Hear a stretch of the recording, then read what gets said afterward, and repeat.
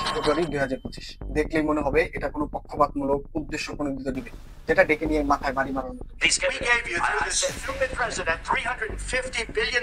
You voted We gave for you your military equipment. You And voted you men for are your brave, but they had to use our military. What about If you didn't have our Invited military equipment. Donald Trump president হওয়ার পর থেকে Palestine জবরদখল, ছোট রাষ্ট্রগুলোকে হুমকি, ব্ল্যাকমেইলের মতো বিষয়গুলো করতে We need Greenland for national security and even international security, and we're বন্ধুরা, আপনারা যারা এখনো আমার চ্যানেলটি সাবস্ক্রাইব করেননি, প্লিজ দয়া করে চ্যানেলটি সাবস্ক্রাইব করে দেবেন এবং ফলো দিয়ে ট্রাম্প জেলেনস্কি সেই মিটিং কি হয়েছিল, কেন হয়েছিল, কেনই বা সেটা ইতিহাসের ডিবেট হিসেবে রচিত হয়ে থাকবে এবং পুরো দুনিয়ায় কি বা প্রভাব ফেলতে যাচ্ছে। তাহলে কি জেলেনস্কিকে ডোনাল্ড ট্রাম্পের পছন্দ নয়, নাকি তিনি স্বয়ং রাশিয়ার এজেন্ট হয়ে কাজ করেন? চলুন গোড়ায় পানি দিয়ে আসি, একদম শুরু থেকে জেনে আসি। ডোনাল্ড 2016 সালে নির্বাচনে জয়ী হওয়ার পূর্বে তিনি 2000 সালে রিফর্ম পার্টির প্রার্থী হওয়ার চেষ্টা করেন, যেখানে দলটি বিভক্ত এবং জয়ের সম্ভাবনা কম থাকায় নিজেকে ফিরিয়ে আনে। পরবর্তীতে 2012 সালে পুনরায় রিপাবলিকান পার্টির মনোনয়ন নেওয়ার চেষ্টা করেন। সেখানে তৎকালীন প্রেসিডেন্ট বারাক ওবামার জন্মস্থান নিয়ে বিতর্ক তৈরি হলে সেখান থেকেও তাকে ফিরিয়ে নিয়ে আসতে হয়। পুনরায় যখন 2016 সালে নির্বাচনে জয়ী লাভ করেন, তখন রাশিয়ার বিরুদ্ধে অভিযোগ ওঠে ডোনাল্ড ট্রাম্পকে জয়ী করেন। মার্কিন গোয়েন্দা সংস্থা সিবিআই, এফবিআই এবং এনএসএ দাবি করেন যে হিলারি ক্লিনটনের বিরুদ্ধে রাশিয়া প্রচারণা চালিয়ে ডোনাল্ড ট্রাম্পকে জয়ী করতে সহায়তা করে। রাশিয়ার সরকার মদতপুষ্ট হ্যাকার গোষ্ঠী কেজিবিআর এবং ফ্রেঞ্চ বিআর তারা National Democratic Committee DNC mail hack করে উইকিলিক্স এর মাধ্যমে তা প্রকাশ করে দেয় এবং অভিযোগ ওঠে সামাজিক যোগাযোগ মাধ্যমে ভুয়া এবং বিভ্রান্তিমূলক তথ্য ছড়িয়ে ভোটারদের মনোবল পরিবর্তন করা। ফলশ্রুতিতে যখন 2025 সালে পুনরায় নির্বাচনে দ্বিতীয়বারের মতো প্রেসিডেন্ট হিসেবে ডোনাল্ড ট্রাম্প শপথ গ্রহণ করেন, তখন thank you very much. Thank you very much. This is a very big day for a lot of reasons, but this gentleman শুরু হয় পুতিন এবং ডোনাল্ড ট্রাম্প হত্যা। বিভিন্ন ওকেশনে ডোনাল্ড ট্রাম্পকে পুতিনের হয়ে সাইড টানতে দেখা যায়। তখনই বলা শুরু হয় ডোনাল্ড ট্রাম্প হচ্ছে রাশিয়ার আন্ডারকভার এজেন্ট। তৈরি হয় কন্ট্রোভার্সি, তৈরি হয় মিমস পুতিন এবং ডোনাল্ড ট্রাম্পকে নিয়ে। অন্যদিকে প্রেসিডেন্ট হয়ে শপথ গ্রহণের প্রথম দিন থেকেই চুক্তি হওয়া সেই জিম কাটারের সঙ্গে পানামা খালের পূর্ণ দখলের হুমকি, ব্রিক্স মুক্ত দেশগুলোর উপর 150% শুল্ক আরোপ করার হুমকি এবং কখনো বা ডাব্লিউএইচ এর সদস্যপদ থেকে নিজেদেরকে সরিয়ে নেওয়া এবং গাজা থেকে 20 লাখেরও অধিক লোক সরিয়ে নিয়ে মিশর এবং জর্ডানে তাদের আশ্রয় দিয়ে গাজাকে তাদের দখলে নেওয়া। 24 ঘন্টায় রাশিয়া এবং ইউক্রেনের যুদ্ধ থামিয়ে দেওয়ার মতো বক্তব্য প্রচার করে। সেই ঘটনার মূল ধরে 24 ফেব্রুয়ারি 2022 ভ্লাদিমির পুতিন এক সামরিক অভিযান শুরু হয় ইউক্রেন রাশিয়ার যুদ্ধ। ইউক্রেন নিজেদেরকে প্রোটেক্ট করার জন্য যুদ্ধে জড়ালেও রাশিয়া জড়ায় ন্যাটো বিস্তার বোধ, রুশপন্থী অঞ্চল দখল, ইউক্রেনের মাটিতে তাদের কৌশলগত স্বার্থ রক্ষা এবং ন্যাচারাল রিসোর্স ছিনিয়ে নেওয়ার মতো কারণে। কিন্তু পুতিন সেটা বিভিন্ন সময় বিভিন্নভাবে এড়িয়ে চলার চেষ্টা করছে।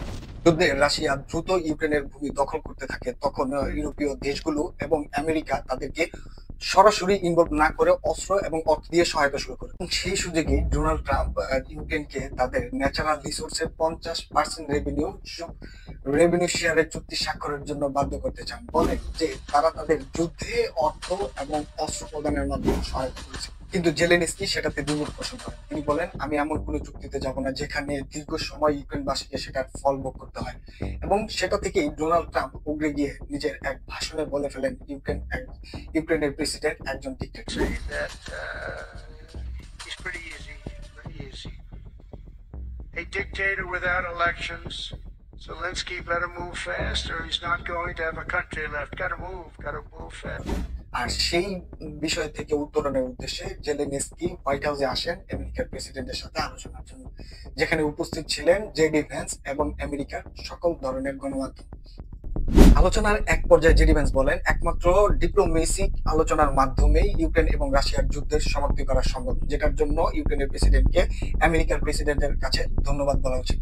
তখনই জেলেনস্কি উদাহরণ টেনে বলেন, আমরা 25 বারেরও অধিক সময় পুতিনের সঙ্গে যুদ্ধবিরতি চুক্তি স্বাক্ষর করি, যেখানে সাইন করা হয় যুদ্ধবিরতি এবং বন্ধু বিনিময় চুক্তি, কিন্তু পুতিন সেটা বারবার ভঙ্গ।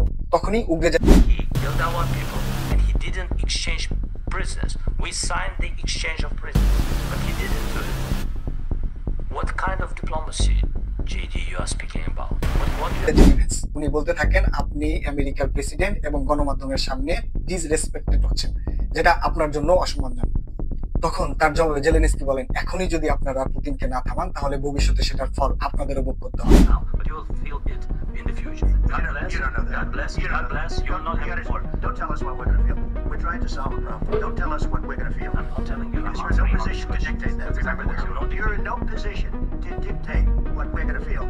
We're gonna feel You very will good. feel influence. We're gonna feel very I'm good and telling very you, strong. You will feel influence. You're right now not in a very good position. You've allowed yourself to be in a very bad position, and he happens to be right From about the it. very beginning of the war. You're not in a good Mr. position. I was- You don't have the cards right now. With us, you start having I'm playing cards. cards. Right now, you don't. I'm very You're playing serious, cards. Mr. President. You're I'm playing very cards. serious. You're gambling I'm with the lives of the millions of people. You think- You're gambling with World War III. You're gambling with World War III. And what you're doing is very disrespectful to the country, this country. I'm That's with back all to you. respect. Far more than a lot of people said they should have. Have you said thank you once? This A lot entire of meeting? No. যার পরিপ্রেক্ষিতে খেপে যান Donald Trump, বলতে শুরু করেন, আমাদেরকে শেখাতে আসবেন না আমরা কি অনুভব করব।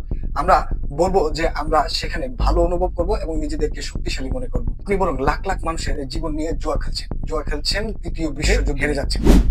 তখনই জেলেনস্কি বলেন, আমরাও যুদ্ধ চাই না, আমরা চাই একটা শান্তি চুক্তি, কিন্তু সেটার জন্য গ্যারান্টি লাগবে। আমরা সেই গ্যারান্টি চাই, আর আমেরিকাকে সেই গ্যারান্টি দিতে হবে। এভাবেই জবাবের এক পর্যায়ে আমেরিকার প্রেসিডেন্ট হোয়াইট হাউস থেকে গণমাধ্যমকে বেরিয়ে যেতে বলেন এবং কিছুক্ষণ পর জেলেনস্কিকেও পাঠিয়ে দেওয়া হয়। জেলেনস্কি চলে যাওয়ার পর হোয়াইট হাউসে রান্না হওয়া সেই মুখরোচক খাবারগুলো খাবারের জায়গায় রয়ে যায়। জেলেনস্কি চলে যাওয়ার পর ডোনাল্ড ট্রাম্প এক পোস্টে বলেন জেলেনস্কি শান্তির জন্য প্রস্তুত। উনি হোয়াইট হাউসের অপমান করেছেন। উনি যখন শান্তির জন্য প্রস্তুত হবেন পরবর্তীতে আবার চাইলে হোয়াইট হাউসে আসতে পারেন। এরপরেই জেলেনস্কি জেডি ভ্যান্সকে ব্যঙ্গ করে থ্যাঙ্কস জানানোর সেই প্রবণতাকে উল্লেখ করে তিনি এক পোস্ট করেন, থ্যাংক ইউ লিখে। এ যেন বিশ্ব মোড়লের চোখে চোখ রেখে কথা বলে। এভাবে বিভিন্ন সময় ছোট ছোট দেশগুলোকে হুমকি, জবরদখল এবং গুরুত্বপূর্ণ জিনিস ছিনিয়ে নেওয়ার মতো বিস্ফোরক কাজের মাধ্যমে সেই সকল দেশগুলোর সঙ্গে আমেরিকার দূরত্ব তৈরি হচ্ছে এবং তৈরি করছে সেই সকল দেশগুলোর মধ্যে একত্ববাদ, যার ফলস্বরূপ আমেরিকাকে হারাতে হতে পারে তাদের মোড়ল। আর সেই সুযোগই হয়তো কেড়ে নিবে অন্য বড় কোনো দেশ। আর সেটা কোন দেশ হতে পারে কমেন্ট করে জানান।